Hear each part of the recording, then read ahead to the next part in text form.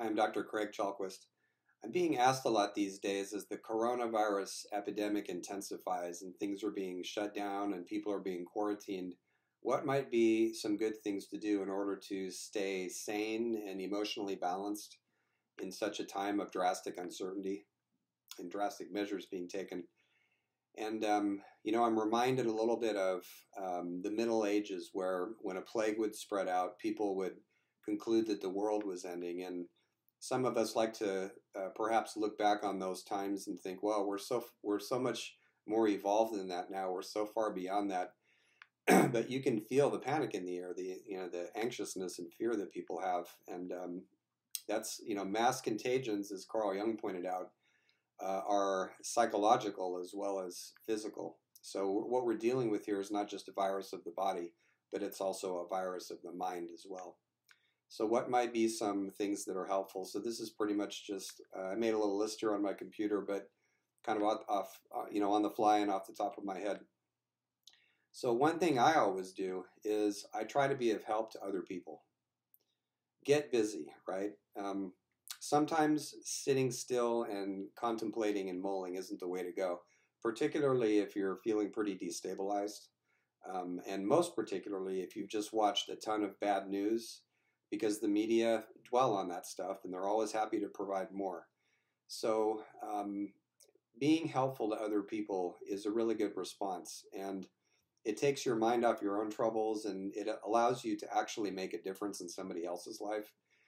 Now, it may be that because of quarantine and containment and things like that, being able to visit someone in person might be ruled out, whether because you don't want to get infected by the virus or somebody else doesn't need to get infected by you being a possible vector. So there's ways to get creative with this. You can provide financial support to people. You can direct them to resources that they need. You can call them up online and have conversations with them. So it does hurt to not be able to touch people and reassure them directly face to face. But on the other hand, there's so many things that you can do to support people online if you get creative. So that's the first thing that I would recommend. Take action. We're being forced to sit still, particularly when we're in areas that are hard hit by this virus. And my recommendation would be to get as busy as possible and do things if you feel like you're kind of falling apart on the inside. Now another part, this is in the opposite direction. So when you do have those down periods, self-care skills are really important. So being able to do things like eat as healthily as you can and try to get enough sleep. You may not be sleeping well, but at least trying to. That's helpful. And exercising regularly and keeping as many of your routines intact as you can. And a couple of things that are particularly helpful. One of them is mindful breathing. And there's all kinds of stuff on the internet about how to do this. And it can be as simple as taking time to breathe deeply and just be with your breaths as you take them. Physiologically, it takes something like 5 to 10 minutes to almost totally alter your state of mind just through breathing exercises. So that all by itself can help. And when you breathe deeply, it brings all sorts of calming neurological responses online that you wouldn't have access to otherwise. So do try that. And also take breaks from the news.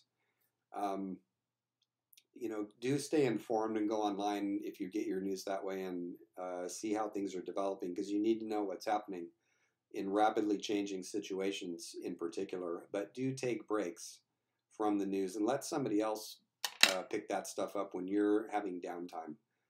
You'll feel a lot better, I think, if right now you're freaking out about what's happening. Now, another suggestion is having to preserve your sense of humor can be a very useful ability. So sometimes that, especially during times of crisis, the humor can take kind of a strange dimension or direction rather. But even so, if you can preserve your sense of humor, it puts you at one remove so that you aren't so torn down by the things that you're seeing in the news or hearing people talk about or whatever. So as you might be able to hear from my voice, I'm getting over bronchitis and I'm still coughing a bit. So I noticed that when I was in the grocery store the other day that I have this new superpower. So when I do a really deep cough, when I go, or even deeper than that. I have the ability to freeze everybody in range of the cough. Magic. It's not the coolest possible superpower because it does evoke fear in people, so I use it sparingly. But anyway, just thinking in a quirky way, I saw some meme going around that, and this will only make sense if you've seen the film Castaway, but the meme was like, is Tom Hanks really stuck on an island with someone named Wilson now, and stuff like that. So, edgy, dark, gallows humor sometimes can get us through these kinds of situations. And if you're a first responder or a psychotherapist, you totally get the value of this because you have to do it to preserve your sanity. So it's not necessarily being insensitive or anything like that. It's just a matter of having a perspective that can keep you laughing when otherwise you might fall apart. So I recommend doing that. Also, using that time of forced introversion, those times when you have to be by yourself, to sit with the big questions that you normally wouldn't sit with. What's really happening? How am I living? What do I need to do? Who do I need to talk to? And even bigger questions. Some people are using this time to study. I'm using it to write, since that's one of the things I do. Right now, I can only teach online because my school is observing the CDC advice on quarantine, not just quarantine, but not having people accumulate in spaces. So I'm teaching all my classes online at this point, and it cuts down my commute time. I don't have to be on the subway so much. So I'm using that to do projects that normally I wouldn't have the time to get into, and also to stay in touch with people that I haven't gotten in touch with for a while. So it's useful for that as well. Now, another dimension to this has to do with making meaning. And so, having some sense of what is it all about, because when you come at it just as this is just this random scientific biological thing that's sweeping through, it doesn't really leave you in a place of emotional, what's the right word? Not containment, but maybe emotional guidance for how to get through the time. So having a bit of historical and even mythic knowledge, so here's the myth teacher in me coming back to life, can be really useful. So let me give you an example of this, and the Jungians might get this because they study myth and archetypes.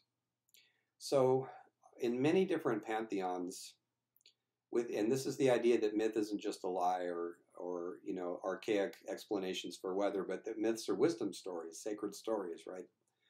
So in many different pantheons, the god who brings the plague, or in this case the virus, is also the god of healing.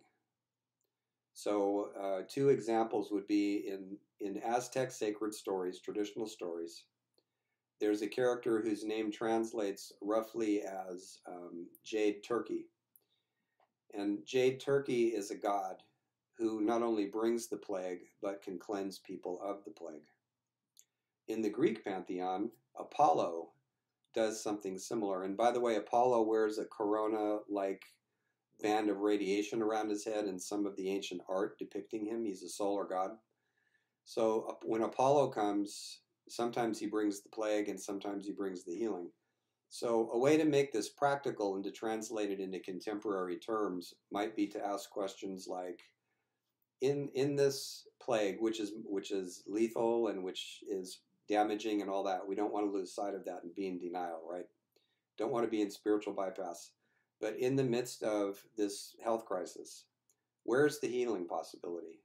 Because very often the things that are deadly also have a side to them that brings some potential for healing.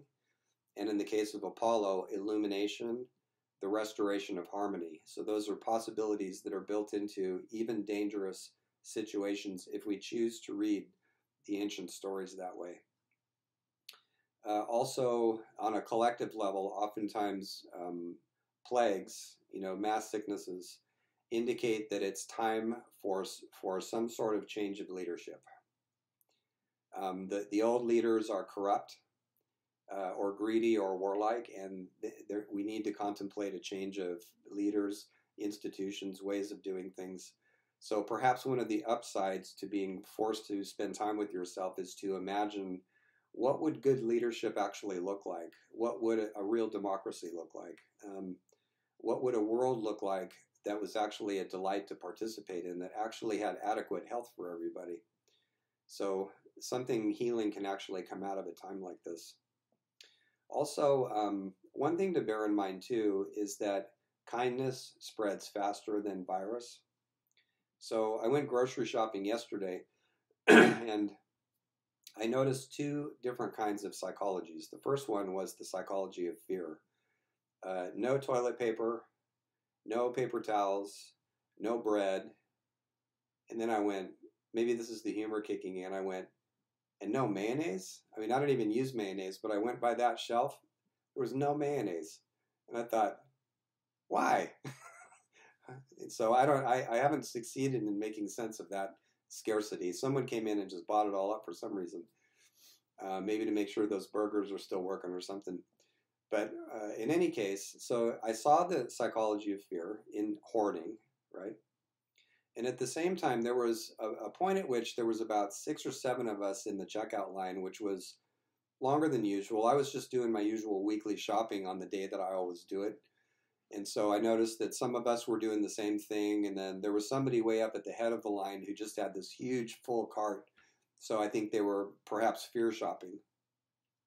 And there was this guy standing behind me, and he had this little case of wine bottles. Not the full-size bottles, but like one of those little wines that are about this tall, a 6-pack, you know. And he couldn't go through the auto checkout because it doesn't, you can't do alcohol there.